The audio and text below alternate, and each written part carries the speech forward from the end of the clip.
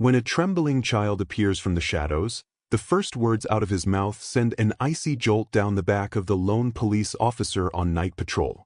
What seemed like a routine shift at first takes a sinister turn as the details unravel, revealing a dark secret, one that endangers not just the child and his missing mother, but countless others who remain unseen in the depths of this mystery. This is a story of betrayal, resilience, and the relentless fight for justice. Before we dive in, let us know where you're watching from, and if you believe the truth should always come to light, be sure to like and subscribe for more. Officer Daniel Brooks wouldn't soon forget the way the boy's eyes looked under the flickering neon of the gas station lamp. He was no stranger to late-night patrols on a desolate highway. After all, it had been his routine for nearly 8 months since transferring from a busier precinct. But that quiet, solitary existence, marked mostly by the hum of distant truck engines and the glare of passing headlights, was shattered the moment he caught sight of the small figure stumbling along the roadside. He glanced at his watch, 12:07 a.m. The shift had barely begun, and yet it already felt different. Daniel was leaning against the side of his squad car, coffee thermos in hand, when the shape first emerged in the distance. His instincts bristled. Even in the dead of night, it wasn't wholly unusual to see someone walking along the highway. But barefoot? So small? Something about the posture, head tilted, arms held tight against the torso, triggered alarm in the back of his mind. He set his coffee down on the hood of the car, stood straighter, and flicked on his flashlight. That's when he saw it clearly. A child, maybe 5 or 6 years old, barefoot and wearing pajamas that clung to skinny limbs streaked with dirt. "Hey!" Daniel called, stepping away from the cruiser. "Everything all right?" The child paused, took a few shaky steps forward, then broke into a stumbling run toward Daniel. In a matter of seconds, the boy collided with him, grabbing fistfuls of Daniel's uniform. He was panting, face streaked with tears, breath hitching. Daniel pressed a palm gently to the child's shoulder, alarm bells now loud in his mind. "What's going on, buddy? Did something happen? Where are your parents?" The child tried to speak, but his voice came out in ragged gasps. Daniel gently knelt so their eyes were level. "Hey, it's okay. You can tell me." Finally, the boy forced out the words that immediately jacked Daniel's pulse to a higher gear. "They took Mom." Daniel's heart sank. "Took her? Who took her?" The boy's lips trembled. Tears flooded his eyes, but he stammered, "2 men in a black SUV. They knew my name. She told me to run." The gravity of the moment coiled in Daniel's chest.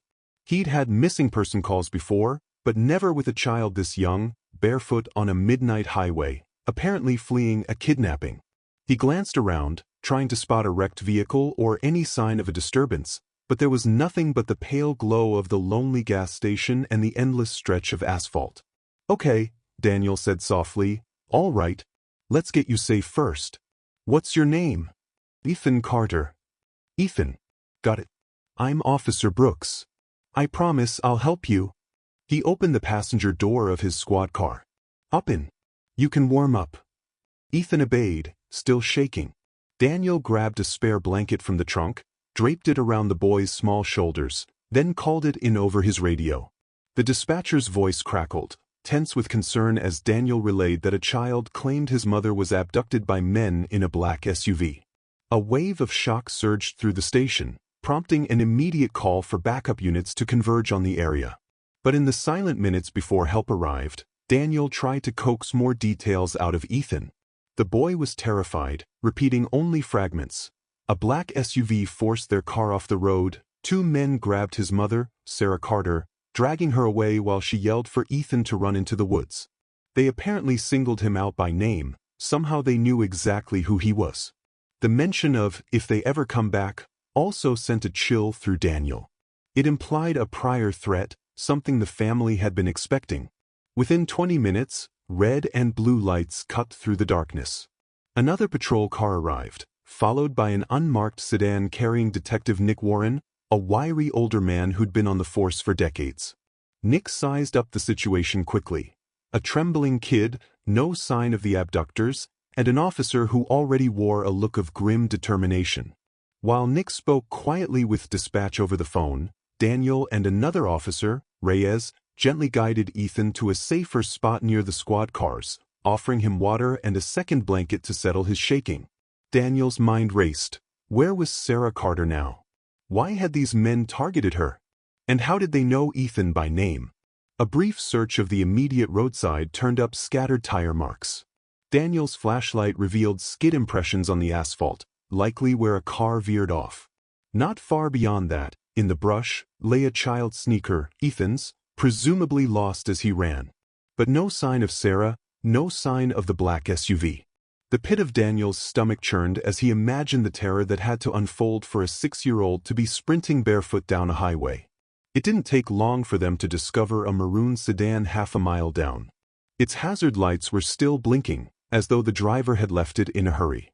The driver's side door stood ajar, the interior light glowing feebly. Daniel edged closer, shining his flashlight into the front seat. The keys dangled from the ignition, and there was a smear of something dark on the steering wheel, blood, it looked like. He swallowed hard, picturing Sarah's struggle. The rest of the scene was relatively undisturbed, aside from the fact that the glove compartment had been rummaged through, contents strewn on the passenger seat. Nick and Officer Reyes joined him, surveying the lonely highway in the glow of the sedan's headlights. "This is her car, I take it?" Nick said. "Yeah," Daniel replied. Ethan described it.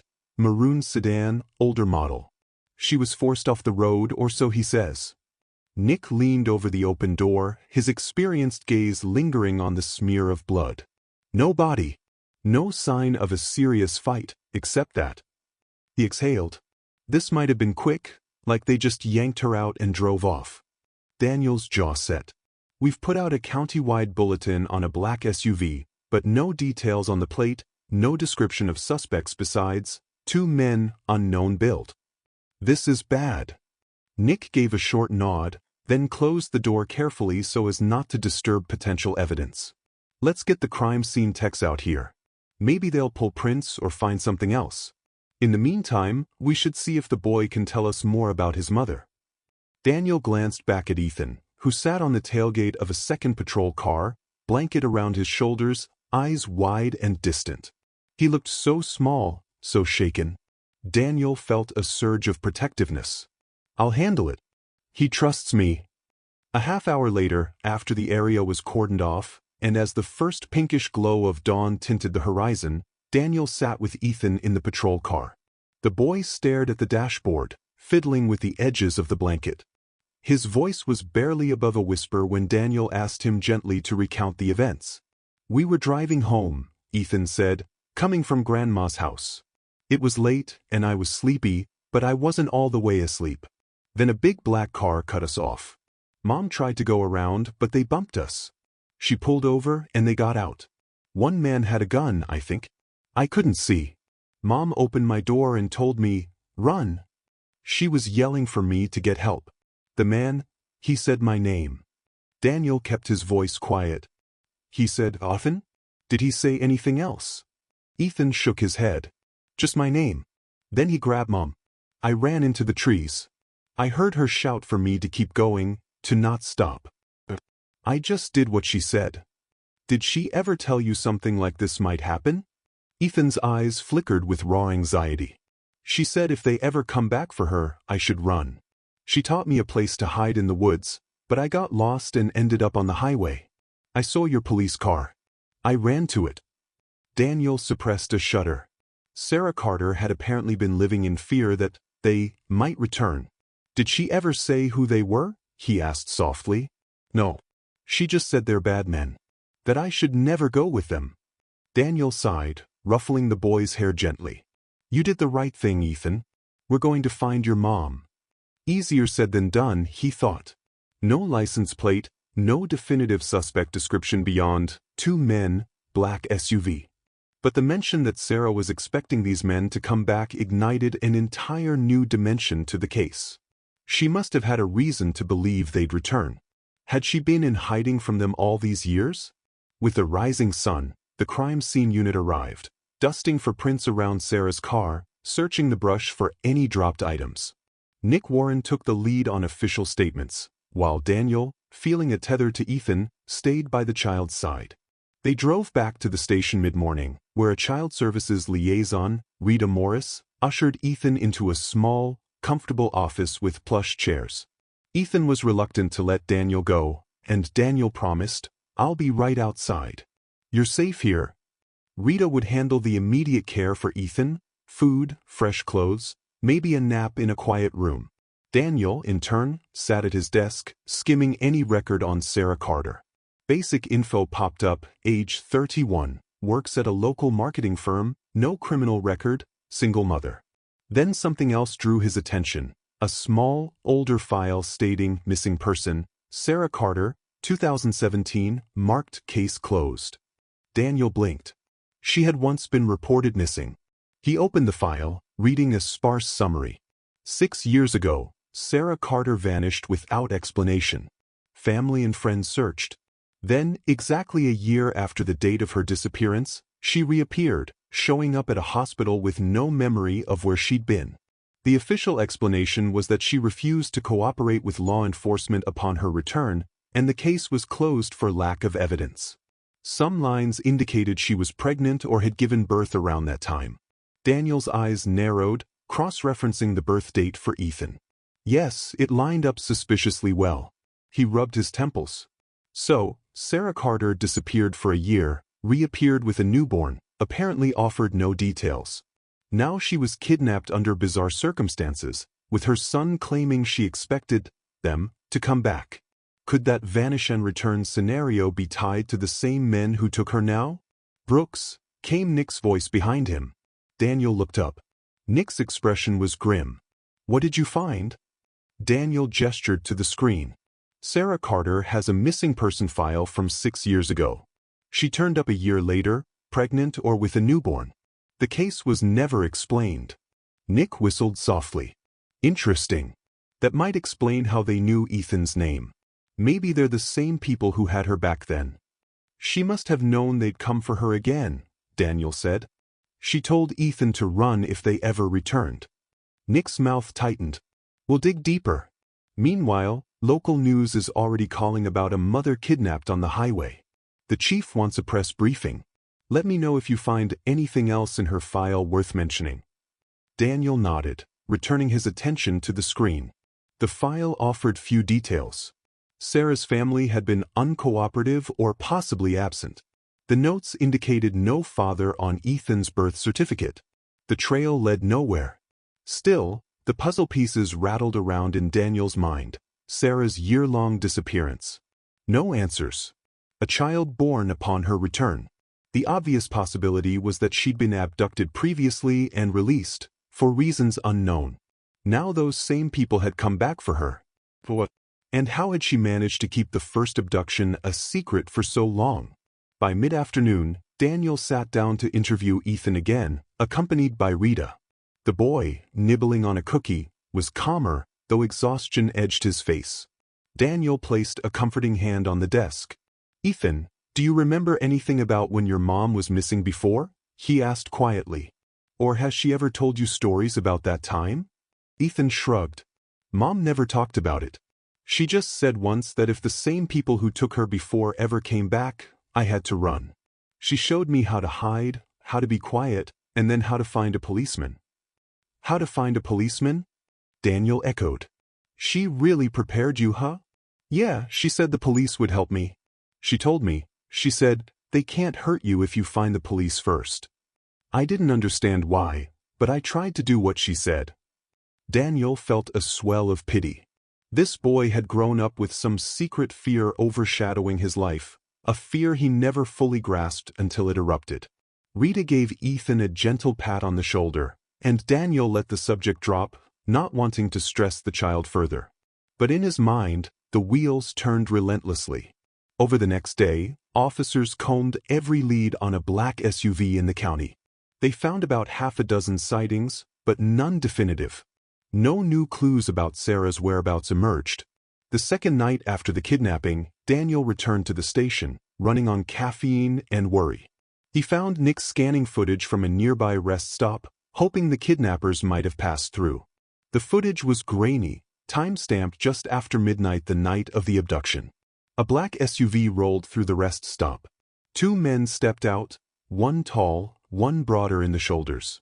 The camera's angle was poor, but Daniel noticed a shape in the back seat, someone with long hair, possibly female. He leaned closer. "Could that be Sarah?" he asked, tapping the monitor. Nick zoomed in. The footage was too blurry for a positive ID. Then they noticed something else that chilled them. In the SUV's rear passenger side seat was another silhouette, a woman, distinct from the first occupant, or possibly slumped. "That might be a second kidnapping victim," Nick murmured. "We had another missing person alert from a few months back, Melanie Hayes, last seen near a black SUV." Daniel raked a hand through his hair. "So they already had at least one captive, then took Sarah. That means they're collecting women, or..." He trailed off, not wanting to voice the horrifying possibilities out loud. Trafficking, forced labor, something even more sinister. Nick rubbed his chin. "We need to find that SUV. Let's see if we can read the plate." But the footage was too grainy, the license unreadable. The rest stops other cameras offered no better angle. The next morning, a frenzy of phone calls, tips, and dead ends consumed the department. Some swore they saw a black SUV racing down old backroads. Others insisted they saw suspicious activity at an abandoned farmhouse. Teams responded but found no sign of the kidnappers. Daniel grew restless, haunted by Ethan's anxious face each time he asked, "Did you find Mom yet?" 3 days later, a break came from an unexpected quarter. A park ranger radioed in that he'd stumbled upon fresh tracks near an old house deep in the forest. The footprints and tire marks suggested recent activity. The ranger approached but felt uneasy. He saw glimpses of boarded windows. Something about the place felt off, so he notified the authorities. Daniel, Nick, and a SWAT team mustered at dawn, driving down a winding dirt road canopied by centuries-old oaks. The deeper they went, the more Daniel felt a coil of tension in his stomach. This matched the kidnappers' MO, remote, secluded places where no one would hear cries for help. They parked a quarter-mile from the property. The air was cold enough to puff clouds from their breath, and dew clung to the undergrowth. Weapons ready, the team approached on foot. The house loomed, 2 stories of peeling paint and broken shutters, half hidden by wild vines. Daniel signaled to the others, and they fanned out, the forest unnaturally silent. "Police!" Nick called, pounding on the front door. "Come out with your hands up." No response, just the echo of his voice among the trees. The SWAT commander nodded. 2 officers used a battering ram to force the door. They spilled inside, flashlights cutting through dust-laden air. Daniel's pulse hammered, half expecting gunfire. Inside, the living room was deserted. Faded wallpaper, rotting floorboards, a stale odor. They cleared the kitchen, empty. Then they noticed a cellar door in the back hallway, chained from the outside. The chain looked new, not some leftover from a random squatter. Daniel's heart drummed. He motioned the bolt cutters forward. The chain fell. They pulled open the cellar door, revealing steep steps vanishing into darkness. The stench of mildew and something else, sweat, maybe old blood, billowed up. The SWAT commander led the descent, Daniel right behind. At the bottom, the flashlight beams revealed a wide, low-ceilinged basement. The walls were lined with battered furniture, piles of garbage, and in the far corner, what appeared to be a row of crude cages fashioned from metal bars and padlocks. A soft whimper echoed from behind those bars. "Clear!" shouted an officer, but Daniel pressed forward, shining his flashlight into the cage. Inside huddled several figures, women, gaunt and trembling. One curled protectively around a small child. Another was unconscious or asleep. The chain rattled as the SWAT commander tested the door, locked. He used the bolt cutters again, snapping the padlock. The women recoiled at first, as though expecting violence. "You're safe," Daniel said, trying to make his voice gentle. "We're the police. We're here to help." They stared at him in stunned disbelief. Then, with tears streaming, one woman staggered forward. In a frail voice, she asked, Are we free?" Daniel nodded. Another officer hurried to help them out of the cage. The stench of unwashed bodies and raw fear hung thick. The woman carrying a child began sobbing uncontrollably, repeating, "It's over, it's over." Daniel scanned the women's faces. Some looked like they'd been here a long time. Sunken cheeks, bruises, haunted eyes. Then he saw her, Sarah Carter. She was slumped against the wall, arms around her knees. She blinked as the flashlight beam hit her, a flicker of recognition sparking in her eyes. "Sarah?" Daniel whispered, stepping closer. "Sarah Carter?" She tried to speak, but her voice caught. Instead, she leaned forward, tears shining in the dim light. "Ethan," she rasped, her throat raw. "Is he?" "He's safe," Daniel answered, relief flooding him. "He's with us, he's fine. We're getting you out of here." Her whole body seemed to crumple with that reassurance, and she collapsed against Daniel's shoulder in a sobbing heap. Medics were already rushing in behind the SWAT officers, setting up triage. Nick helped a trembling woman who said her name was Melanie. Another officer found an older woman, possibly in her 50s. There were 7 captives total, each in varying states of distress. No sign of their captors. The men had evidently fled. Food bowls and makeshift bedding indicated they'd been here recently, but now the place was empty, aside from the prisoners. Daniel guided Sarah upstairs, supporting her as she stumbled. Her wrists were raw from rope burns or cuffs. She clutched his arm, eyes wide. "Thank you," she managed between shaky breaths. "Please, they might come back." "We won't let them," Daniel said firmly. Outside, a wave of fresh air and morning light struck them. The paramedics had lined up stretchers, and each woman was examined. Sarah collapsed onto one, still half sobbing, half laughing in relief. Daniel stayed near her while the medics did a quick assessment. She was severely dehydrated, bruised, but stable. An ambulance arrived to transport them to the hospital. Within the hour, the place was crawling with law enforcement. A forensics team combed the cellar, finding evidence of captivity, chains, old medical supplies, vile paraphernalia that hinted at forced pregnancies. Daniel overheard an officer curse under his breath, the severity of it shocking even the hardened SWAT members.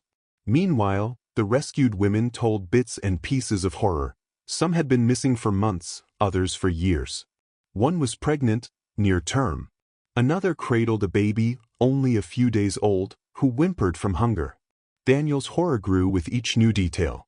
But amid the chaos, Sarah Carter was the focal point for him. She was the reason he'd found them at all. He followed the ambulance carrying Sarah, determined to ensure she'd receive immediate care. He also knew her testimony might be vital. At the hospital, a flurry of activity greeted them. Nurses and doctors whisked Sarah into an exam room. Daniel stayed in the corridor with Nick, who'd come to check on Melanie Hayes. She too was found among the captives. They exchanged a weary glance.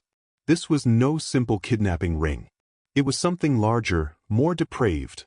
Women forcibly confined, some apparently coerced to give birth. Daniel remembered the child in that cage, perhaps one of many such children. The possibility twisted his stomach. Reporters clamored outside the hospital, having caught wind of a massive rescue operation. The station chief tried to contain the story, but it was out. By midday, the local news carried headlines: 7 women found in captivity, child freed after mysterious abduction. Daniel refused interviews, focusing instead on the immediate needs of the survivors. While Sarah rested, Daniel managed to see Ethan. The social worker had brought him to the hospital under guard. The boy's face lit up at Daniel's approach, but soon crumpled with worry. "Mom." "She's here," Daniel said, squatting to meet Ethan's eyes. "Doctors are helping her right now. She's alive." Ethan broke into tears, relief mingling with leftover fear. "Can I see her?" "Soon, buddy." Daniel patted his shoulder, fighting a lump in his own throat. For all the horrors unleashed, at least this child would be reunited with his mother. "She's been very brave, just like you." Doctors eventually cleared Sarah for a short, emotional reunion with her son. Daniel observed from a distance as Ethan rushed into her room, hugging her waist, burying his face against her. She stroked his hair, tears sliding down her cheeks. The few staff present dabbed their eyes. It was a moment of raw humanity amid the tragedy. Yet the scope of the ring was bigger than one basement. The other women's stories hinted at multiple hideouts, possibly dozens of victims. One of them, still dazed, told Daniel in halting words, "They transferred me from another place a few weeks ago. I think they have more. I heard them say they keep pregnant ones separate." Daniel felt sick. The orchard of nightmares only expanded in his mind. This wasn't random. It was systematic, planned. And Sarah Carter's captivity 6 years ago must have been part of it. Freed or released, for reasons he couldn't yet comprehend. As if to confirm the worst suspicions, Sarah, once stable enough to speak, told Daniel a piece of her ordeal. She sat propped in the hospital bed, wearing a gown that did little to cover the bruises on her arms. Ethan dozed in a chair by the window, exhausted. Her voice was a hoarse whisper. "They took me 6 years ago, kept me for months. I gave birth there." Daniel's heart pounded. "Ethan?" She nodded miserably. "He's not, biologically, he's not my son. They forced me. But once he was born, they let me go. I never understood why. They told me if I spoke up, they'd kill him. I was their experiment." Daniel struggled for words. Experiment? In what sense? Sarah swallowed, eyes distant. "They wanted to see if a woman taken captive, forced to bear a child, would stay silent if they let her go. Whether she'd raise that child in the normal world without revealing anything. They threatened me, used Ethan as leverage." She closed her eyes. "So I pretended everything was normal. I moved away, hoping they'd forget me. But they didn't." Daniel's fists clenched. "That's monstrous." Tears slipped down Sarah's cheeks. "They came for me again. Probably to use me as an example, or to reclaim him. I don't know." Daniel inhaled sharply, mind reeling with the scope of cruelty. "We're going to stop them. We found you, we'll find the others." She nodded, though fear lingered in her expression. "They're bigger than you think. Multiple sites, different men rotating in. I recognized some faces from last time, but not all. Some women have been there for years." A knock sounded on the door. Nick poked his head in. "Hate to interrupt, but we need her statement when she's ready. The news is going wild. The department wants a full investigation with the feds." Daniel nodded, though he despised the idea of thrusting Sarah into the public eye so soon. "Give us a bit more time," he told Nick. "She needs rest." Before Nick left, Sarah asked softly, "What about them? The men who ran that house?" Nick's voice turned grim.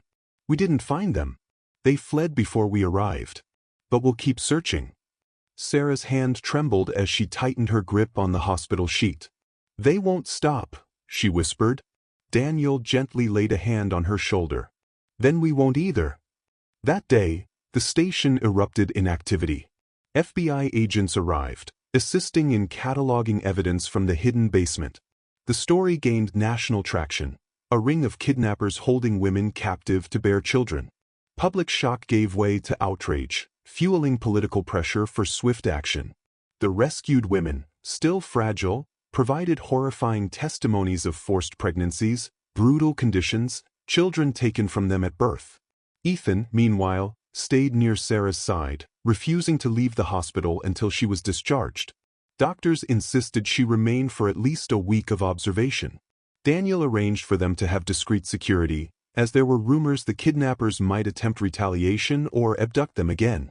In an unguarded moment, a young nurse told Daniel, "That boy never leaves her side." "It's heartbreaking." Daniel nodded, not revealing that Ethan had only learned the truth about his origins days ago. Two of the other rescued women recognized Sarah from their time in captivity. Apparently she'd arrived about a week prior, battered and dazed after being snatched off the road. One said, "She told us she was sure the police would come. She said she had faith in some officer named Daniel." That knowledge humbled him, forging an unspoken bond with Sarah. She believed in him, though they'd barely met. As the days turned to a week, the station released a statement confirming an extensive trafficking ring was uncovered, with multiple arrests pending. But Daniel knew the ringleaders were still at large. The basement was just one site. The feds ramped up resources. Nick uncovered faint references in older missing person cases, women who vanished under similar suspicious circumstances. Many had never reappeared. A horrifying possibility loomed that some might still be imprisoned, forcibly bearing children for reasons the ring had yet to fully reveal. One evening, Daniel visited Sarah's hospital room. The overhead lights were dimmed, and Ethan slept in a reclining chair, arms curled around a plush toy. Sarah managed a faint smile as Daniel entered. Her bruises were slowly healing, though the emotional scars ran deeper. "How are you holding up?" Daniel asked quietly. She exhaled, gaze drifting to Ethan. "Better now that he's safe." She paused, picking at the blanket's edge. "When I escaped 6 years ago, I thought maybe they'd move on. But a part of me always knew they wouldn't. I couldn't risk going to the police. I was terrified for him." Daniel understood. "We'll protect both of you." Her eyes shone with unspoken gratitude, but also worry. "Even if you shut down that house, they have more. I overheard them talking about a place called the Orchard. Some sort of bigger property. They kept saying, 'We'll take them to the Orchard next.' But I don't know where that is." Daniel filed that away. "I'll tell Nick. Maybe we can trace property records, see if the ring has ties to farmland or orchard sites." She reached for a small plastic cup of water, sipped. "Thank you, Daniel. I owe you everything." "You don't owe me. You're the victim here." She locked eyes with him. "Victim, or survivor, I guess. I want to help you stop them. Whatever it takes. I can't let more women go through this." A lump rose in Daniel's throat. He admired her courage. "We can discuss your testimony once you're recovered. But I warn you, it could mean national attention." She nodded, her voice steady. "Then so be it." He glanced at Ethan, peacefully asleep. "And him?" She gave a shaky smile. "He might not understand everything yet, but I'll tell him the truth when he's ready. I just want him to grow up safe." Daniel stayed a while longer, discussing minor details of the case, then let her rest. That night, he found himself awake in bed, haunted by visions of that dank basement. He pictured the small child who'd been in one of the cages, perhaps born there. His mind churned with the ring's cruelty, an almost incomprehensible evil. Yet the seeds of resolution also rooted in him. He had to see this through to the end. Back at the station, the chief announced a dedicated task force with FBI partnership. Nick was placed in charge, with Daniel as lead investigator. Their priority: find the orchard, find any other sites, locate and dismantle the ring's leadership. The captured basement was a skeleton crew, indicating there might be a larger operation. The orchard clue from Sarah and the other women was their best lead. So they pored over land registries, cross-referencing farmland or orchard properties purchased in the past decade by shady LLCs. One afternoon, Nick called Daniel into a small meeting room, excitement in his gaze. "We might have something. A property in the next county that was once an apple orchard, sold 3 years ago to a shell corporation. No reported activity since. Locals say it's deserted. But county inspectors spotted a black SUV there a few months back, though no official follow-up." Daniel's pulse quickened. "Let's check it out." Nick shrugged. "We have no probable cause for a full raid yet. We only know it's suspicious. The orchard's large, over 100 acres, with a big barn. We can do recon, see if it's worth hitting." Daniel nodded. "Let's do it quietly. If these men suspect we're onto them, they'll vanish again." Within days, a small reconnaissance team formed. They drove out in unmarked vehicles at dusk, parking on a rural side road. Daniel and Nick used binoculars from a tree line, surveying the orchard from half a mile away. The land was indeed neglected, rows of gnarled apple trees with weedy undergrowth. A rickety barn stood near the center. Faint lights glowed at intervals, though from a distance it was hard to tell if they were active or just reflections of the fading sun. For an hour, they saw nothing. No vehicles, no sign of life. Nick sighed. Maybe it's just abandoned. Daniel was about to agree when headlights flickered at the far edge of the orchard, along a dirt path. A black SUV crept into view, stopping near the barn. 2 silhouettes emerged, rummaged in the back. They seemed cautious, scanning the area. Then, after a few minutes, they disappeared inside the barn. Daniel's stomach knotted. "We need to see more." But Nick held up a hand. If we get closer now, we risk spooking them. We'll come back with a plan." Reluctantly, they withdrew, returning with photographic evidence of a black SUV on the orchard property. Over the next week, they used drones at night, capturing heat signatures. Sure enough, there were signs of multiple people and possibly vehicles. The suspicion that this orchard might be a hub for the ring grew stronger. The tension soared as they prepared for a possible raid. Meanwhile, Sarah was released from the hospital, placed in protective housing with Ethan. Daniel visited them, explaining what might be happening. She listened, face pale, whispering, "Be careful. They're armed. They could have more women there." He promised caution, though the weight of it pressed heavy on him. If the orchard truly held more captives, time was critical. Each day, he worried the kidnappers would relocate or harm their prisoners. But the department needed evidence to secure warrants, especially for such a large property. The FBI contributed surveillance resources. The day approached when they would strike. And that is how the slow burn of the ring's unraveling truly began, from a barefoot child on a midnight highway to a potential orchard fortress shielding more horrifying secrets. For Daniel, it was only the beginning of a journey that would test every fiber of his resolve, confronting him with betrayal, hidden truths, and the question of just how deep a person's resilience can run when faced with unimaginable evil. Daniel left the orchard surveillance that night with a head full of grim possibilities. As he and Nick drove back on a winding country road, the headlights sweeping over old fences and abandoned barns, Daniel felt the gravity of what they had witnessed. A black SUV on the property, suspicious lights inside a structure that was supposedly deserted, everything indicated the ring was still operational, still moving captives or supplies. He wanted to rush in, but Nick's measured approach made sense. One rash move could spook the kidnappers and doom whoever might be trapped there.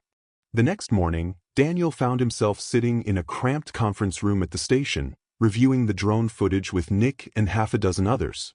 Grainy night vision clips showed heat signatures, multiple people, possibly armed, shifting around inside the barn. Another camera pass revealed an old side building with boarded windows, where a faint glow flickered. The orchard property extended in all directions. Farmland that had once been meticulously tended for apple trees but now lay wild and overgrown. There were numerous places to hide, as well as plenty of vantage points for lookouts.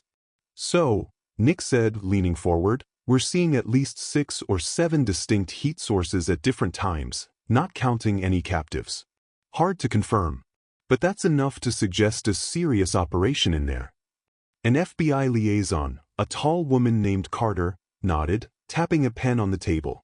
"We've matched the shell corporation that owns the orchard to some of the same shell accounts used for the property where we found Sarah Carter and the others. Everything lines up." One of the younger detectives, Mendez, frowned. "If they're storing multiple victims, we can't wait too long. They might relocate." Nick agreed. "We'll move soon, but we need enough for a probable cause warrant, no slip-ups. This ring has resources we still don't fully grasp. Let's finalize the plan, and we'll strike within the next 48 hours if we can get a judge to sign off." Daniel drummed his fingers on the table, impatience gnawing at him. The memory of those cages in the basement, the battered women, was too fresh. Every day that passed could mean more suffering. But he also recognized the wisdom in being thorough. If the kidnappers slipped away, they could vanish, leaving behind no trace but traumatized survivors. When the meeting ended, Daniel headed to see Sarah. She was temporarily housed at a quiet residential building arranged by Victim Services.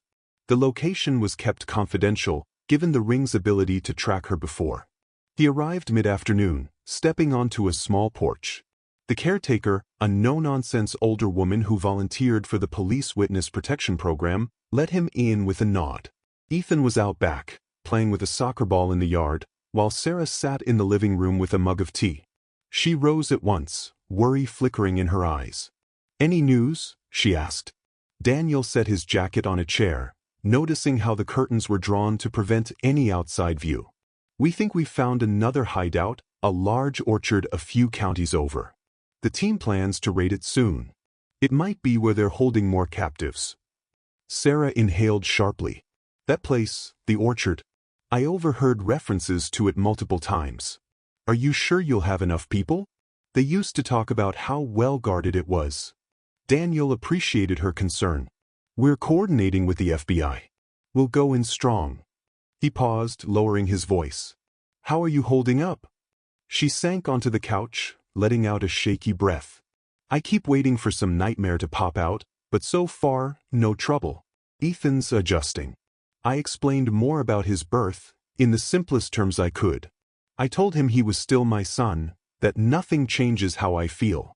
He's taking it better than I expected, though I know he's confused. Daniel's chest tightened. He loves you. That's plain as day. Biology doesn't matter. A faint smile touched Sarah's lips.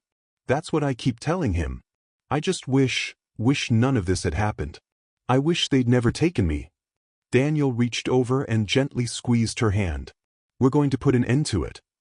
A moment later, they heard a shout of laughter from outside, Ethan's voice. Sarah turned to the window, parted the curtain a fraction. He found a dog. One of the neighbors is letting him play with it. That's the most relaxed I've seen him in weeks. Daniel joined her, peering out. Ethan stood in a small fenced yard, tossing a squeaky ball to a golden retriever that bounded happily around. The sight tugged at Daniel's heart. To see a boy that had so recently been running for his life now playing with a dog felt like a fragile triumph. But the memory of the orchard's ominous shape on the drone footage reminded him they couldn't rest yet. He left soon after, promising to update her as soon as he could. On his way out, Ethan called his name from the yard, running over with the dog at his heels. Officer Brooks, can we go see Mom's new place together when the bad guys are gone? The boy asked bright-eyed. She says we might move somewhere safe. Daniel's throat constricted. Sure, buddy. I'd like that. But first I have to help make sure those bad guys can't hurt anyone else. Ethan nodded solemnly, as if accepting a hero's vow. I know you can do it. Daniel mustered a warm grin, waved goodbye, and climbed into his car, heart heavy and determined. That evening, after finishing some paperwork, Daniel and Nick hammered out the final orchard raid plan with the FBI. It would be a large-scale operation, multiple vehicles, SWAT teams, and a medical team on standby. They scheduled it for just before dawn, often the best time to catch criminals off guard. The judge granted a warrant after seeing their surveillance evidence and matching it to the suspicious ownership records. Everything was lined up. Daniel returned home for a fitful night's sleep, haunted by the thought of whatever they might discover in that orchard. He woke at 3 a.m., groggy but fueled by adrenaline, and joined the convoy in a remote staging area. Tactical gear was passed around, bulletproof vests, firearms, night vision goggles. Nick gave the briefing in hushed tones under portable floodlights. The orchard sprawled over more than 100 acres, so two teams would approach from different sides, cutting off escape routes. Another team would secure the barn and any outbuildings. We expect armed suspects, Nick concluded. We move fast and clear each building systematically. Our priority: rescue potential hostages and secure evidence. Let's bring them down clean. A murmur of agreement rose from the assembled officers. Daniel checked his vest, tested his comms, trying to quell the tension in his gut. He never quite got used to going into high-risk raids, but he felt a fierce resolve. No more women should suffer in cages. If the orchard was indeed a major hub, shutting it down could cripple the entire ring. They set off at 4:45 a.m., driving without sirens along backroads. The half-moon provided faint illumination over rolling fields. Finally, they reached the orchard perimeter, turning off headlights, creeping forward with only minimal running lights. Daniel's heartbeat pounded like thunder in his ears as the vehicles fanned out. All teams, go, crackled over the radio. Simultaneously, the orchard fences were cut at 2 points. SWAT trucks rolled onto the overgrown paths, engines revving. Within moments, searchlights flooded the orchard rows. A loudspeaker blared, "Police! Do not move! Keep your hands where we can see them!" as officers leapt from vehicles. Gunfire erupted from somewhere near the barn, a muzzle flash in the dimness. Daniel dove behind a tractor, adrenaline surging. Shouts rang out, barked commands, down on the ground. The orchard, once silent, exploded into chaos. Daniel glimpsed figures running between the trees. Some wore black clothes, brandishing guns. The SWAT team returned fire. A short burst, then 2 men dropped their weapons and surrendered. Another suspect tried to flee but was tackled by AK-9 unit. Daniel pressed forward with a cluster of officers, heading toward the barn. The battered structure loomed, and behind it was a large storage building. The side door of the barn swung open, revealing a man who fired wildly at them, bullets whizzing overhead. The officers scattered, returning fire. The man ducked back inside. A tear gas canister was launched into a window, plumes of smoke curling from the cracks. Moments later, coughing and sputtering, a suspect stumbled out, hands up. "Clear the barn!" Nick shouted, leading a squad inside. Daniel, heart hammering, stepped through the smoke. The interior reeked of livestock and old hay, but there were also signs of recent habitation. Cots, tables, a stack of crates. A battered generator hummed in one corner. He could almost sense the desperation in the air. Shouts echoed in the swirling haze. "Over here, we've got a door." They found a hidden stairwell leading below ground level. Daniel's stomach twisted at the memory of the last basement. He followed Nick down, flashlights slicing through darkness. The steps led to a series of rooms that looked like hastily constructed holding cells, an even larger operation than the basement from before. Cries echoed, female voices, frightened, some sounding too weak to be loud. The SWAT team cut through the locks, revealing multiple women, some pregnant, some with children clinging to them. Their gaunt faces stared back in shock, slowly registering this was a rescue. Daniel called out, "You're safe. We're the police." He and others herded them up the stairs, into the barn, and out to waiting paramedics. Each new face, each trembling figure hammered home the ring's cruelty. Yet again, they'd found a place of forced captivity. Meanwhile, gunfire continued outside. Nick darted off to help the others, leaving Daniel to guide the rescued women out. As he emerged from the barn, the orchard grounds were a flurry of activity. Helicopter blades thumped overhead, searchlights sweeping the orchard rows. The orchard owners, whoever they were, clearly had multiple armed cronies. But they were no match for the combined law enforcement. Little by little, the orchard was secured. Daniel saw officers cuffing suspects face down in the dirt, rifles pointed. One suspect bled from a shoulder wound, grimacing in pain. Another seemed uninjured but glared with seething hatred. An hour later, the orchard was fully under police control. Daniel regrouped with Nick. They'd captured at least 10 suspects, seized multiple firearms, and discovered more horrifying evidence of captivity. The ring had been using the orchard as a major hub, with rooms for pregnant captives, a makeshift medical station, and storage for supplies. The same questions from before repeated. How large was this operation truly, and who orchestrated it? Medics hurriedly checked the freed women. Some were huddled in blankets by the paramedic vans. Daniel approached them, kneeling to offer words of reassurance. They stared at him with teary gratitude, though many seemed too traumatized to speak. One woman, trembling, said softly, "They told me I'd never see the outside again." "Thank you." Daniel nodded, choking back emotion. "We'll get you all to a hospital, make sure you're okay." Nick strode over, exhaustion carved into his face. "We got most of them," he said. "A few suspects fled into the woods, but the perimeter's tight. We'll probably track them down." Daniel exhaled. "Let's hope. Meanwhile, let's see if we can ID these folks in custody. Maybe they'll roll on their superiors." Nick grimaced. "They better, or we'll be chasing ghosts." They spent the next days piecing together the orchard's secrets. The structure had a hidden basement with multiple cells, plus evidence of forced medical procedures, drugs, used syringes, a surgical table. A stash of documents hinted at a broader network, references to scheduled transfers, code names for additional sites, possibly out of state. The orchard was indeed a major node, but not the entire operation.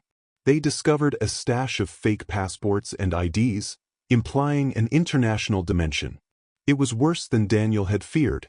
The arrested suspects mostly clammed up, refusing to name their bosses. One or two claimed ignorance, "We're just guards, hired to watch the property."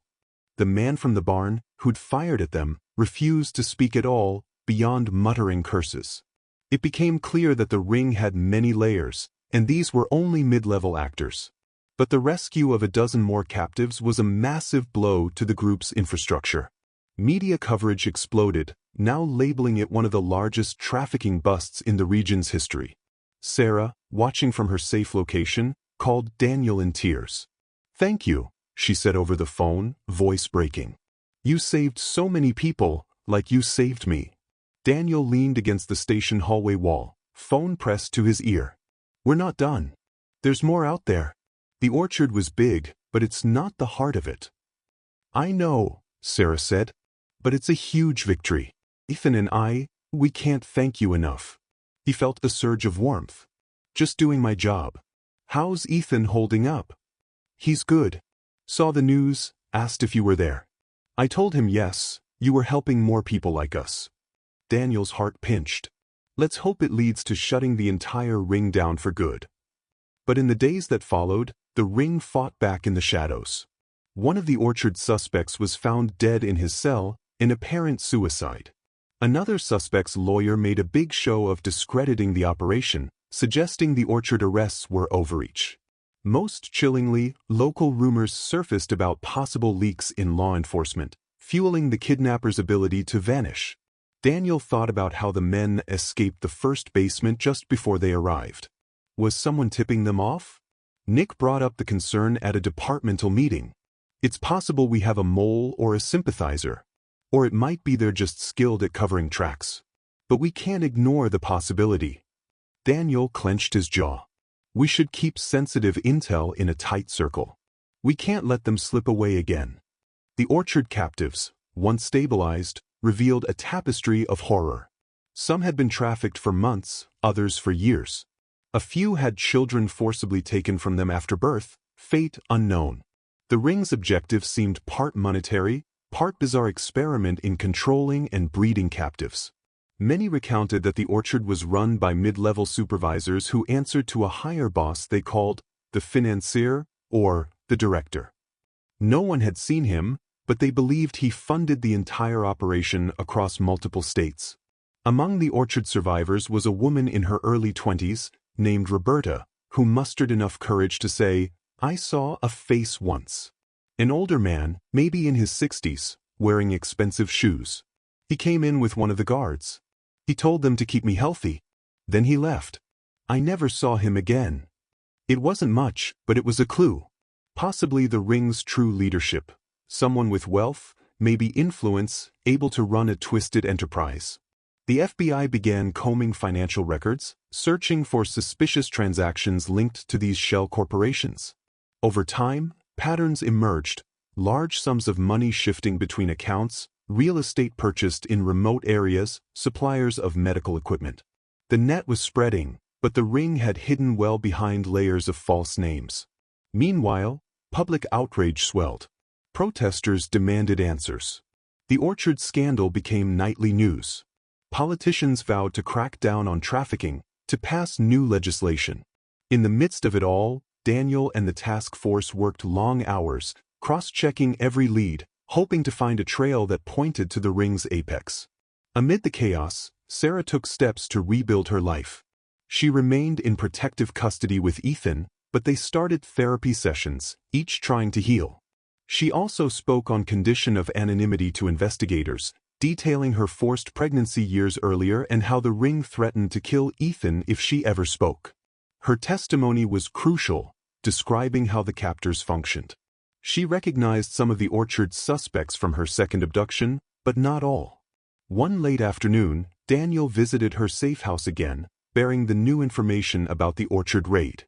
She sat in the small living room, rummaging through a stack of pamphlets about trauma counseling. Ethan was at a local playground with a caretaker. She looked up, anxiety shadowing her expression. "You found more women?" she asked. "Yeah. We freed about a dozen this time, including some children. It's a lot to take in." Sarah fiddled with the corner of a pamphlet. "And the men who held them?" "Most in custody. A few fled, but I'm hopeful we'll catch them. The real question is who's behind it all." She looked away, voice hushed. I used to wonder if the entire world was complicit. I mean, how could something like this go unnoticed? How did they keep so many women captive? Daniel exhaled slowly. Secrecy, intimidation, money. They exploit every crack in the system. Sarah nodded, tears glistening. I want them all punished. Every last one. He reached out, gently resting a hand on hers. We're working on it. After a pause, he added, once it's safer, what do you plan to do? She hesitated, glancing toward Ethan's empty chair. Maybe move far away. Somewhere no one knows our story. Let Ethan have a normal childhood. A bitter laugh escaped her. If that's even possible. Daniel squeezed her hand lightly. You both deserve that. Shortly after, Ethan burst in, sweaty from playing, beaming when he saw Daniel. They chatted about a small dog Ethan had petted at the park. In the simple joy on the boy's face, Daniel saw a glimpse of normalcy, an existence far removed from the ring's horrors. He silently vowed to ensure the ring never again cast shadows on Ethan's life. Over the next month, the Orchard bust snowballed into deeper investigations. The FBI cross-referenced logs found on Orchard computers with state databases of missing women. Some of those names matched cold cases. Others were newly discovered. The ring's scope was staggering. Each new piece of data hinted at more safe houses in neighboring regions. Daniel felt like he was hacking at the branches of a hydra. Each time they cut off one, two more seemed to lurk elsewhere. They did manage to track a shipping route for medical supplies purchased under fake credentials and delivered to random addresses. Some of those addresses were defunct. Others linked to more shell corporations. Slowly, patterns emerged. One property in a nearby state, a large farmhouse on 1,000 acres, was flagged as suspicious. The FBI prepared to coordinate with that state's authorities for another raid. If that location was anything like the orchard or the basement, more women might still be imprisoned. One night, Daniel was poring over these leads in his small apartment, notes spread across the coffee table. The phone rang. It was Nick. Got something, Nick said. One of the orchard suspects, Manny Martinez, is offering partial cooperation. Seems he wants a deal. Daniel sat up. He's willing to name bigger fish? Nick let out a dry chuckle. Potentially. He claims he can identify someone called the doctor who oversaw forced births. If Manny's intel pans out, we might pinpoint another major site. Daniel's heart thudded. That's huge. Let's set it up. They arranged an interrogation with Manny the next day at the county jail. Manny wore a smug expression even behind the plexiglass, as though he relished the chance to trade information for leniency. His arms bore tattoos, and a faint scar traced his chin. Daniel joined Nick in a small interrogation room. Manny flicked his gaze between them, then leaned in. You want the doc, right? Manny said. The big guy who does the medical stuff. Real twisted piece of work. I can tell you where he might be operating. Nick crossed his arms. Why help us? Manny shrugged. I'm looking at life behind bars, man. If I can shave years off, or even get better conditions, I'll take it. The ring's probably going to kill me anyway. Might as well. Daniel suppressed distaste, but Manny's cynicism was unsurprising. All right, Bill, he said. Where's the doc? Manny laid out a possible location, an old private clinic in the next state, once closed for asbestos issues, now potentially repurposed by the ring. They do the births there if it's complicated, Manny explained. Better equipment than those barns. The doc's some rogue physician. I never knew his real name, but he's the one who sees the kids right after they're born. An icy wave coursed through Daniel at the thought of a licensed professional aiding the ring's monstrous acts. Any idea if the doc answers to a higher boss? Manny sneered. Everyone does. There's this big money man, they call him the financier or something. But I never met him. Only rumors. He foots the bills, keeps everything secret. Manny paused, leaning forward. That's all I know. Now do I get my deal?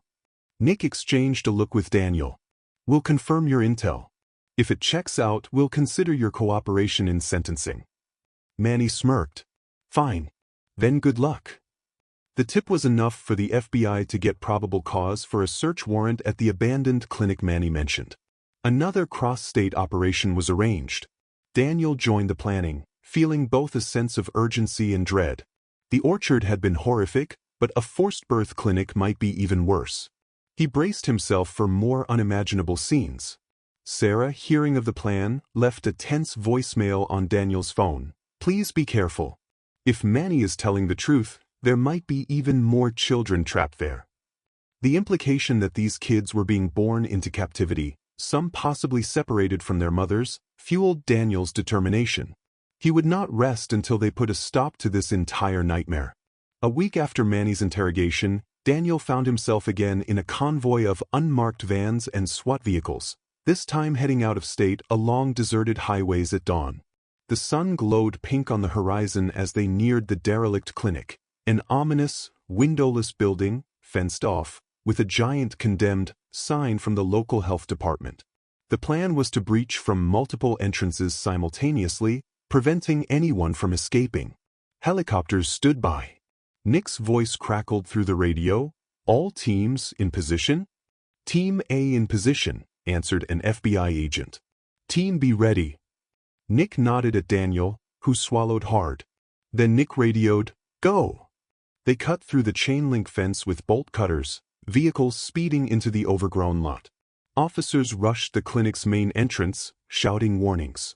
Another group circled the rear. Within seconds, they realized the place was guarded. Muzzle flashes from inside the dark windows, bullets pinging off the concrete.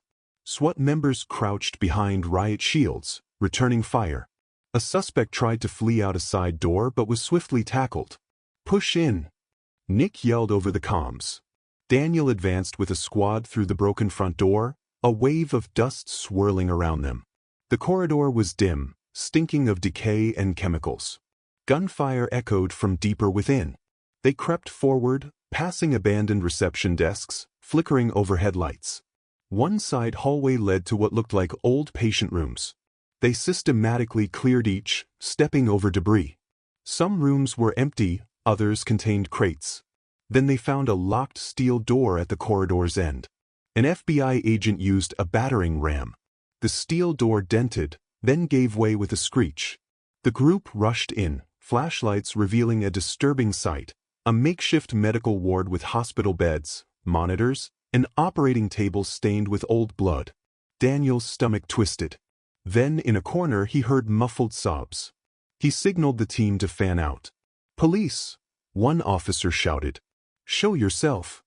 They found a cluster of women locked in a side room, some pregnant, others looking like they'd recently given birth. For lines dangled from stands. A rancid smell of unwashed bodies and disinfectant hung thick in the air. Daniel's heart pounded as they cut through the locks, freeing them. The women recoiled, blinking in the flashlight beams, confusion and terror in their eyes. "You're safe now," Daniel said softly. "We're here to help." Sobs and relief intermingled.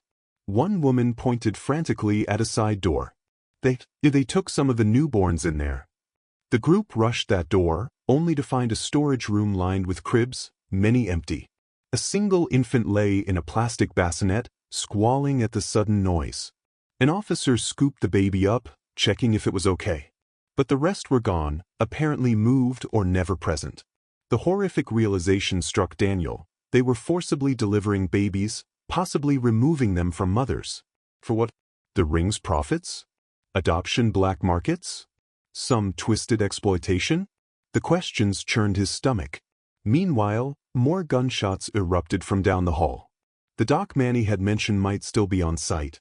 The SWAT team advanced, clearing each corridor. Eventually, they cornered a man in a blood-stained lab coat, hiding in a back office. He fired a pistol, wounding one officer in the shoulder before being subdued. The recoil nearly knocked him down, which let another officer tackle him. As they wrestled the gun away, the man shrieked, "You have no idea how important this is. We're changing the future." Maniacal delusions bled from every word. Daniel rushed over, pinning the man's arm. "Tell that to the courts," he growled. "You're done." The so-called doc spat blood, glaring. "You can arrest me, but you'll never stop the ones who truly matter. Daniel's skin crawled at the fanatical glint in the man's eyes. A swirl of rage and disgust lit a fire in him. Another officer cuffed the doc, reading him his rights. At that moment, more officers emerged from other corridors, leading out terrified patients or battered guards. The entire clinic was under control within an hour. Paramedics descended, tending to the newly freed women, a few older children, and that one wailing newborn. The doc was hauled away to a waiting ambulance under heavy guard. As Daniel walked through the now secured facility, he noted the chilling evidence: fetal monitors, medical instruments, even pages of notes referencing genetic tracking. Some of the paperwork included coded references to deliveries of product, human lives reduced to mere commodities. He clenched his fists, grateful they'd shut this place down but horrified at how large and methodical the ring's operations were. Later, once the dust settled, Nick found Daniel leaning against a gurney in the clinic hallway, exhaustion etched into his face. "We got them all here," Nick said. "Doc's under arrest. Half a dozen guards in custody. They had some advanced equipment. This was more than just a slum operation." Daniel nodded dully, eyes scanning the corridor. "Any sign of those missing newborns?"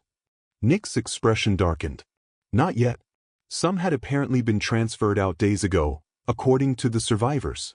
We'll check records, but they might be gone." A heavy silence stretched.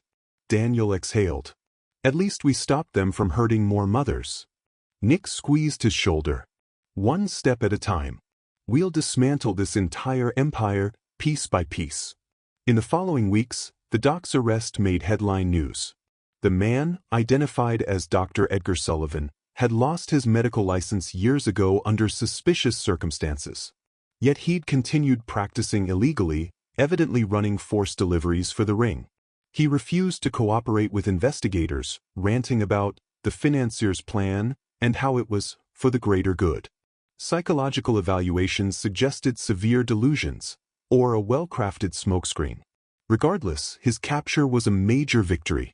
The ring had lost its key medical enabler. Sarah watched news reports from her safe house, her reaction a mix of relief and horror. She confided to Daniel over the phone, "That's the man who forced me to carry Ethan.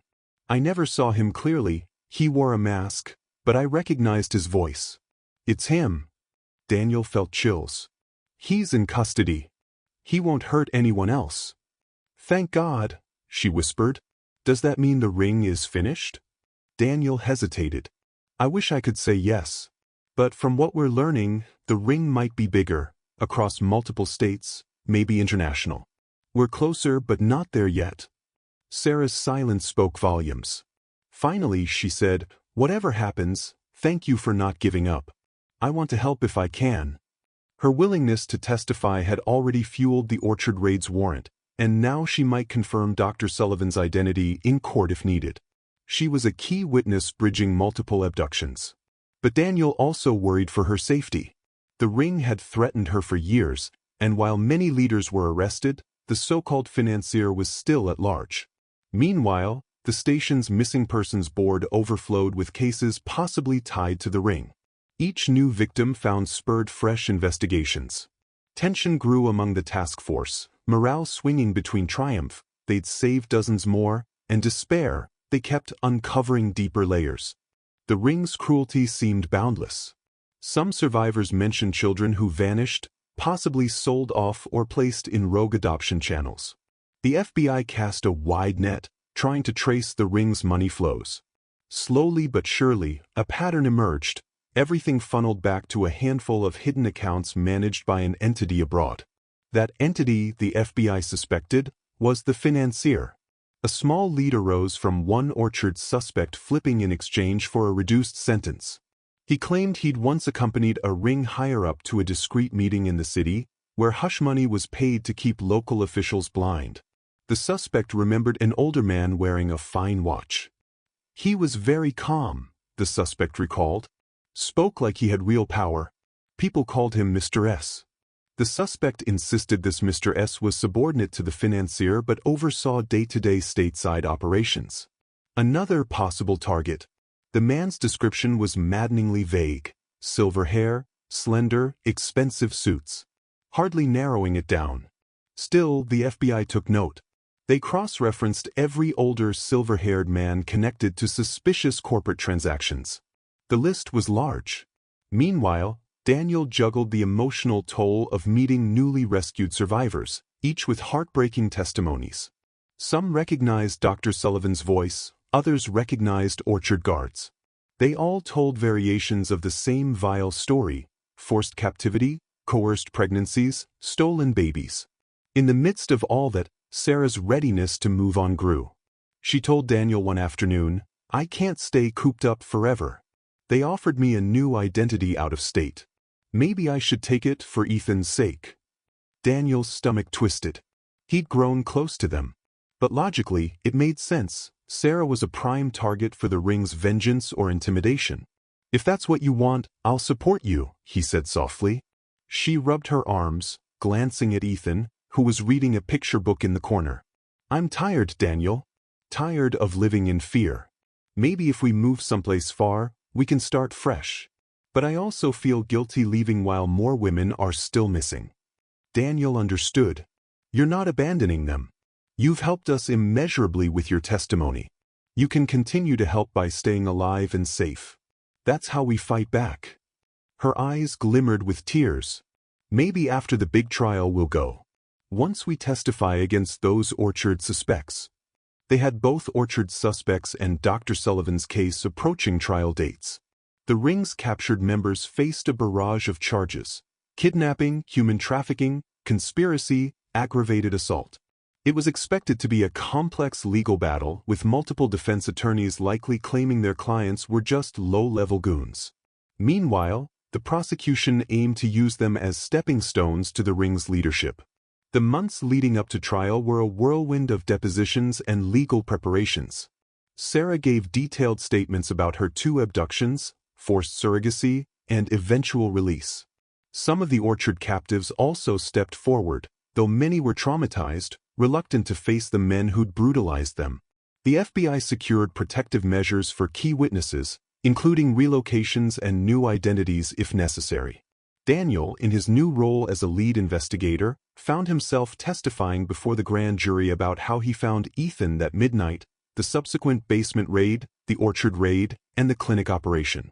The process was draining but reaffirmed the monstrous nature of the ring. The public demanded justice, fueling political will to convict these criminals. But the ring's top brass remained elusive. The dogged pursuit of the financier, or Mr. S, led to partial leads, but no definitive name or face. Still, the trials arrived in a blaze of media attention. Sarah, disguised under a witness protection protocol, took the stand in a closed courtroom. Daniel watched from the side, heart pounding as she recounted the horrors. She identified certain Orchard suspects as the men who confined her.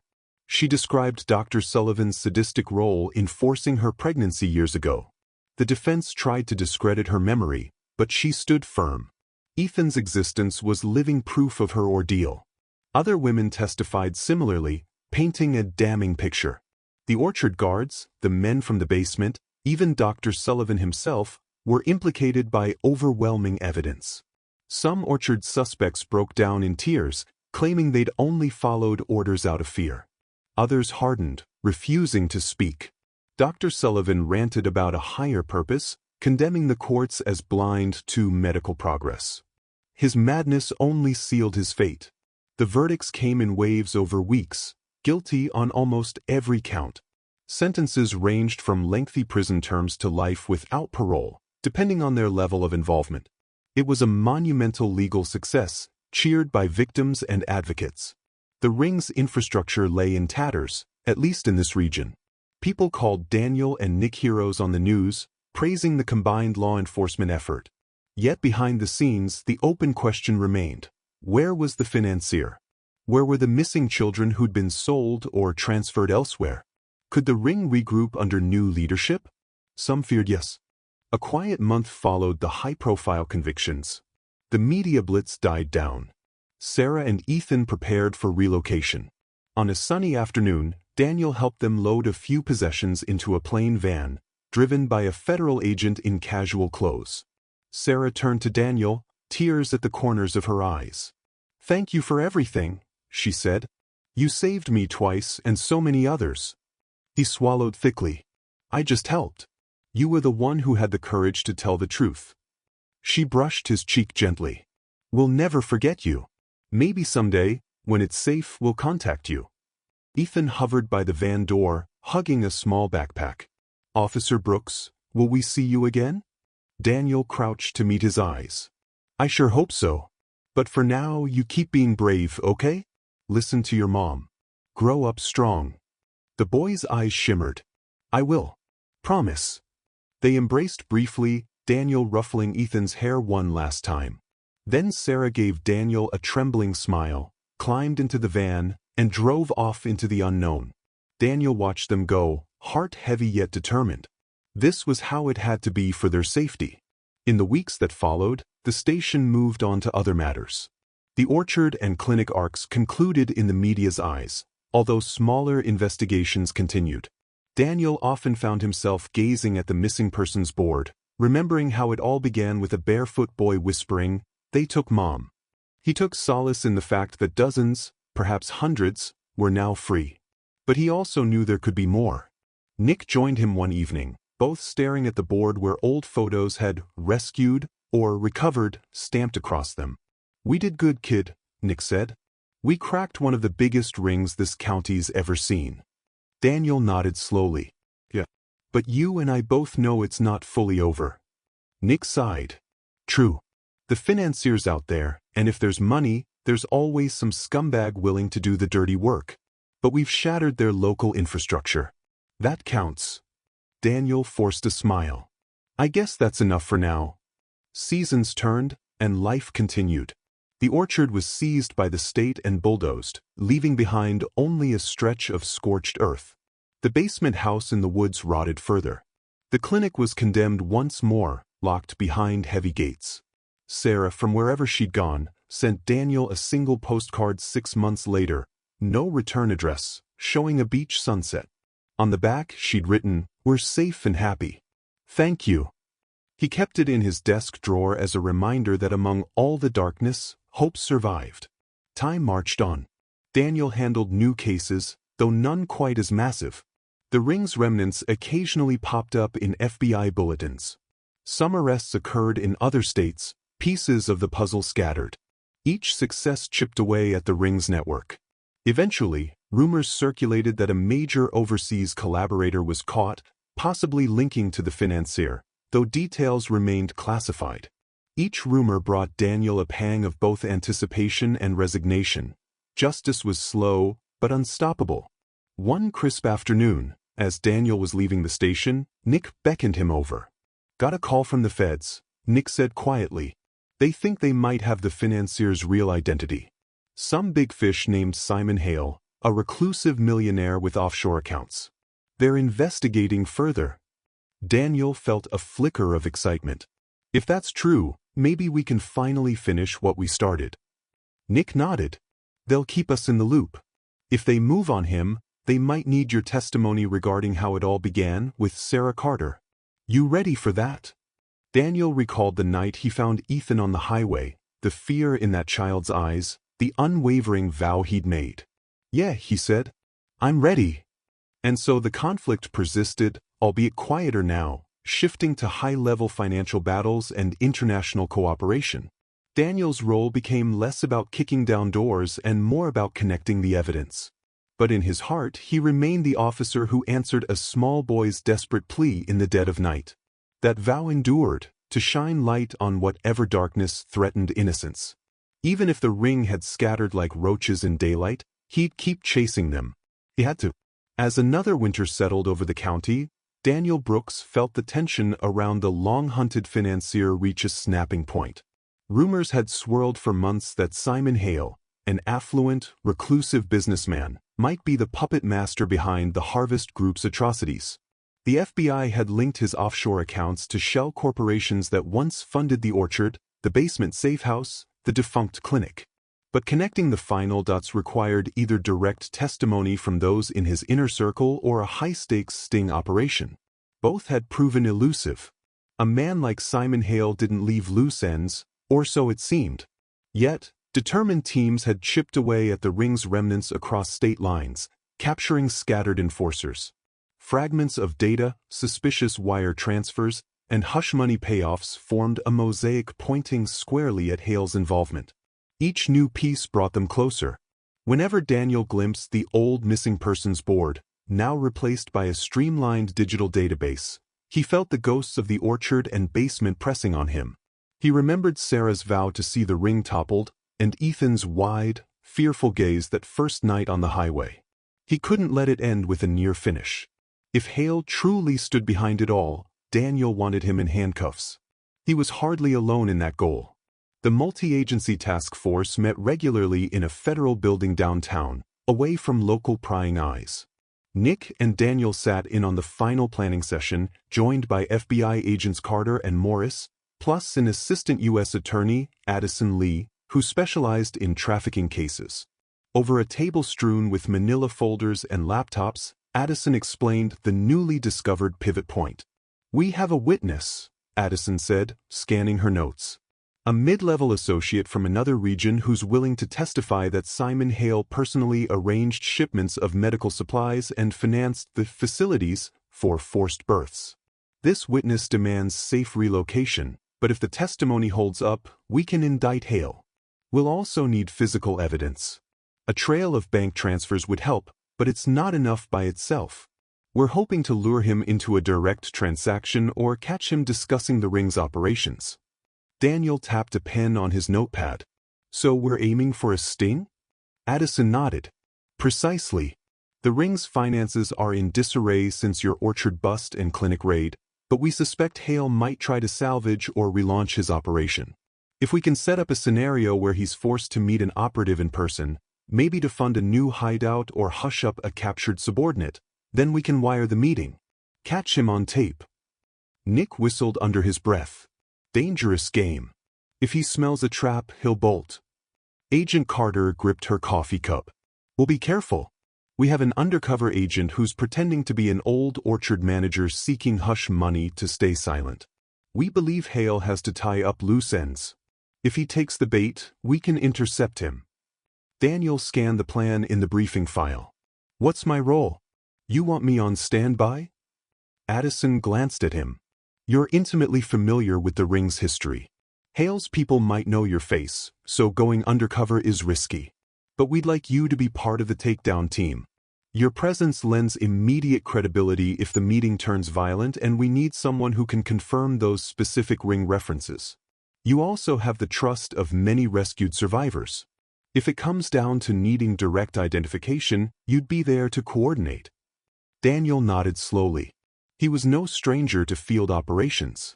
Still, the notion of cornering the shadowy figure behind so much suffering made his pulse pound. He closed his eyes briefly, recalling images of the caged women, the crying babies in the clinic, Sarah's scars. Yes, he wanted to see this through. A week later, the plan took shape.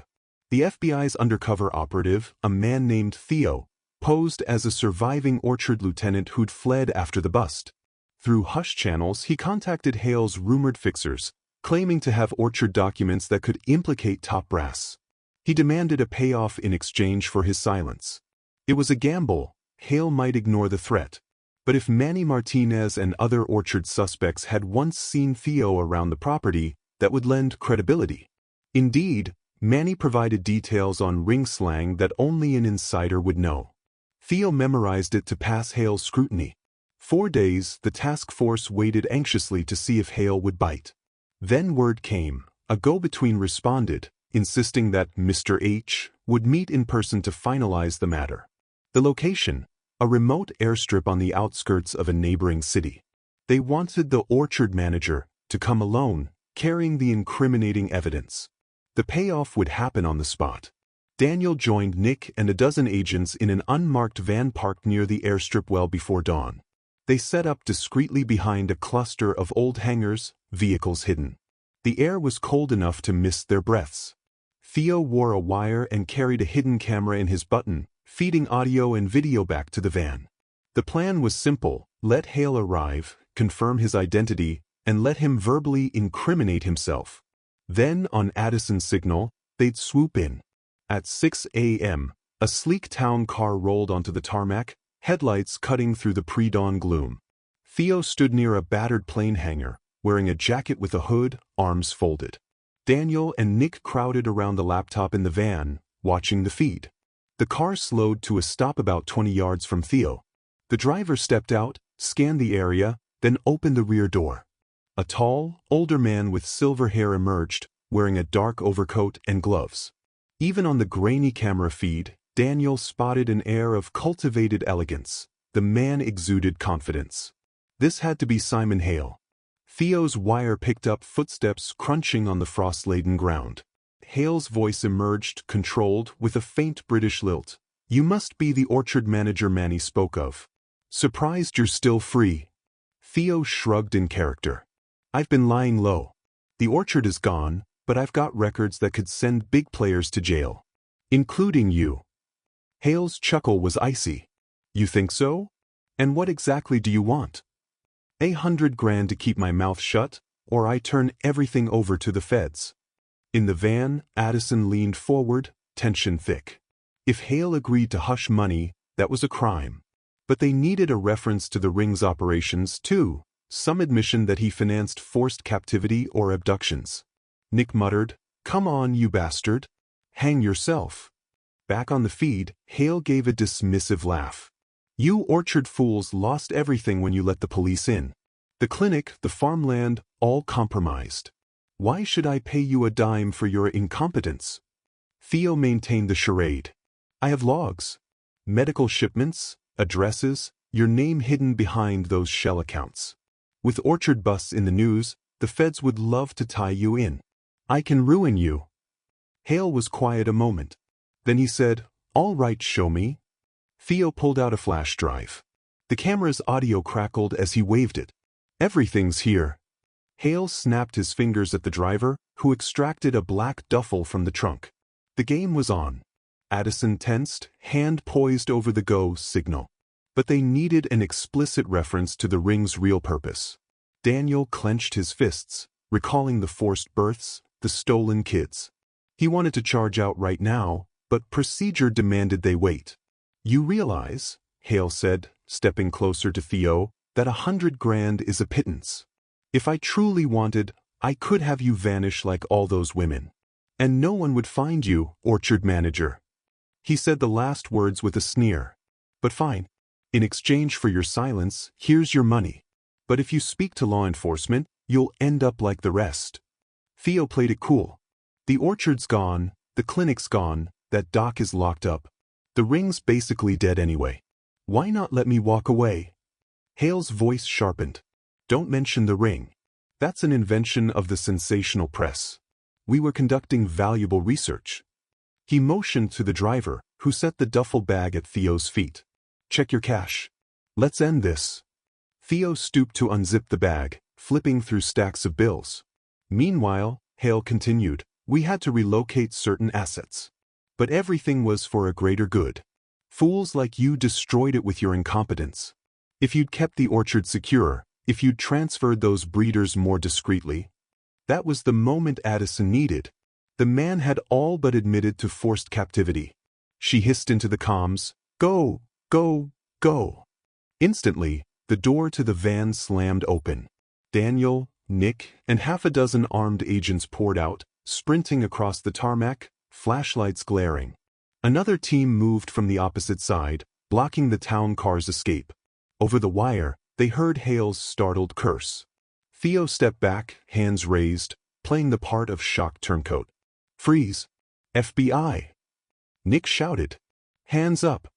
Hale's driver reached for a gun, but an agent tackled him. Hale himself froze, gloved hands half lifted. One of Daniel's teammates pinned him against the car. For a moment, Hale looked more annoyed than frightened, as though these lesser beings had inconvenienced him. Daniel arrived, panting from the sprint. He locked eyes with Hale. "Simon Hale?" he asked. Hale's brow twitched. "You're making a grave mistake. I am an investor, not a criminal." "Tell that to the cages full of women," Daniel growled, adrenaline surging. We have your confession on tape. Agents quickly cuffed Hale's wrists behind his back. Addison stepped forward, reciting his rights. You're under arrest for conspiracy to commit human trafficking, kidnapping, and multiple other felonies. She rattled off more charges, her tone icy. Hale's lips tightened. My lawyers will bury you. Nick cut in, calm but firm. You're done, Hale. They searched the town car, finding additional evidence, documents referencing medical supply shipments and real estate acquisitions. Enough to confirm what the wire had captured. Within minutes, the airstrip was swarming with law enforcement vehicles. A helicopter circled overhead for security. Under the roving lights, Hale stood at the edge of it all, face pale, posture rigid, no longer the composed puppet master. He spat once in Daniel's direction. You have no idea how many powerful men stand behind me. Daniel stared back, recalling the orchard stench, the tears of the women in that filthy basement, the newborn crying in the clinic. Not anymore, he said. You stand alone. Hale was loaded into a black SUV. Ironic, Daniel thought, and whisked away to a federal holding facility. The driver was likewise taken into custody. In the swirl of triumph, Daniel exhaled, feeling tension uncoil in his chest. Nick patted his shoulder. We did it, kid. The big fish. Theo, the undercover operative, gave a quick nod to Daniel. Thanks for the backup.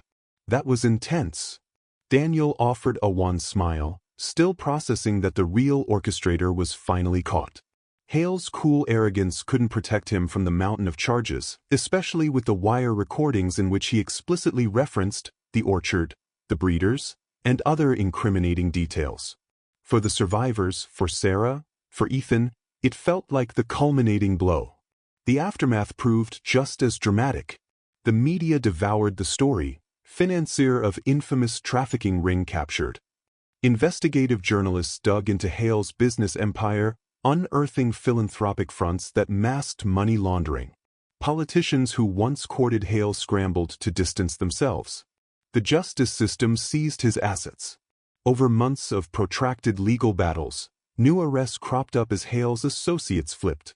The ring, once scattered, collapsed entirely under the weight of indictments. A final wave of closures and safehouse raids freed additional captives in distant locales. The public outcry soared, fueling calls for sweeping anti-trafficking reforms.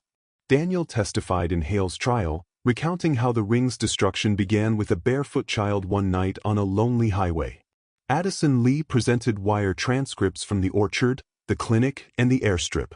Sarah, from her safe, undisclosed location, provided a written deposition describing her captivity, 2 separate times, culminating in forced motherhood.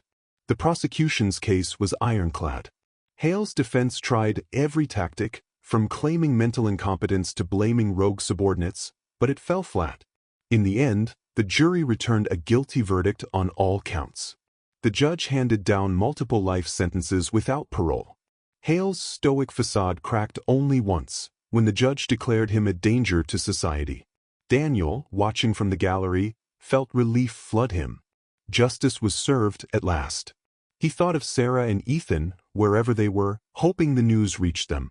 He imagined Sarah reading about it online, tears of joy in her eyes. The press coverage lingered for weeks, but Daniel finally felt the ring had no more heads left to sprout. It was over. He and Nick quietly celebrated in a corner booth at a diner one night, raising coffee cups in a toast.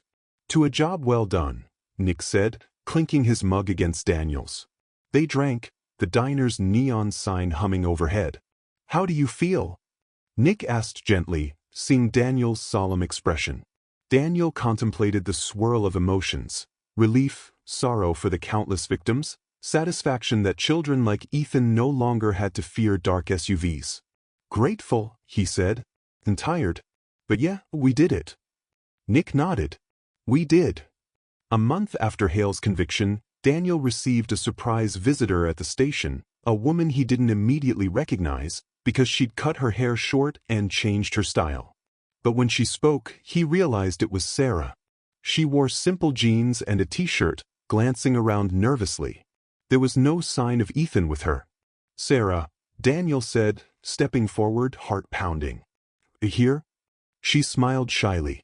"The feds said it was finally safe. They arrested everyone on the ring's leadership list. My new identity is valid, but I wanted to see you before I move on." Daniel guided her to a quieter corner, away from prying eyes. She looked healthier than ever, her complexion warm, her posture relaxed. "How are you?" he asked softly. "And Ethan?" "He's good," she said, eyes shining. "He's in school now, making friends. We've been living under new names, but after hearing about Hale's verdict, I wanted to come back for closure. I'll only be in town for a couple of days."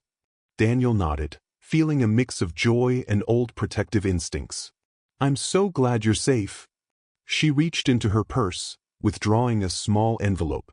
"I thought you might want to see these." She handed it over. Inside were a few photos, Ethan grinning in a soccer jersey, hugging a golden retriever puppy, standing next to Sarah with a big smile. "He's grown so much." Daniel's eyes misted.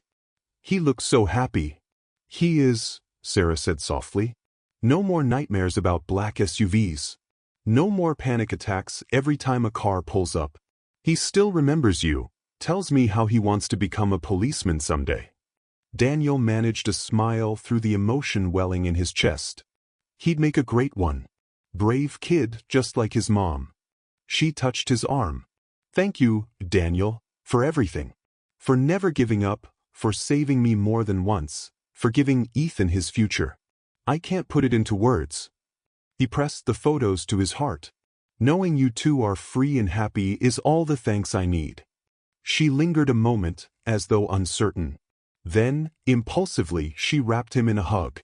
He returned it gently, overwhelmed by the journey they'd shared, from that midnight highway to the orchard, the clinic raids, the final takedown of Hale. They'd all come so far.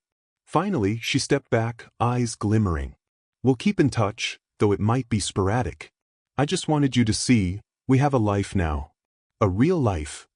"Where will you go next?" he asked, voice thick. She shrugged, smiling. "We've got a little house in a quiet coastal town. I found a job, Ethan's thriving at school. That's enough for me." He inhaled, forcing down a lump of pride and sorrow. "I'm proud of you both."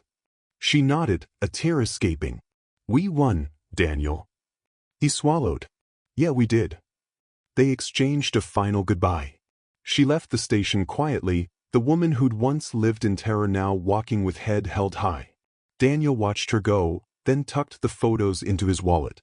A sense of peace settled over him that he hadn't felt in a very long time. He resumed his duties, eventually stepping into a new leadership role in the Major Crimes Unit. But no matter how many mundane cases he handled, he never forgot the ring, never forgot the battered survivors, or the small boy who'd started it all. Ethan Carter's frightened plea, "They took Mom," had unleashed a chain of events that toppled one of the largest trafficking networks in recent history. Justice had prevailed, though the scars of that battle were etched in many lives. In the months that followed, new laws were passed strengthening anti-trafficking measures, forcing stricter oversight of surrogacy clinics and private medical facilities. Grassroots movements emerged to support survivors, championed by the orchard victims. Media coverage waned eventually, replaced by the next big story, but the changes lingered in the system. Daniel saw it in the station's approach to missing persons.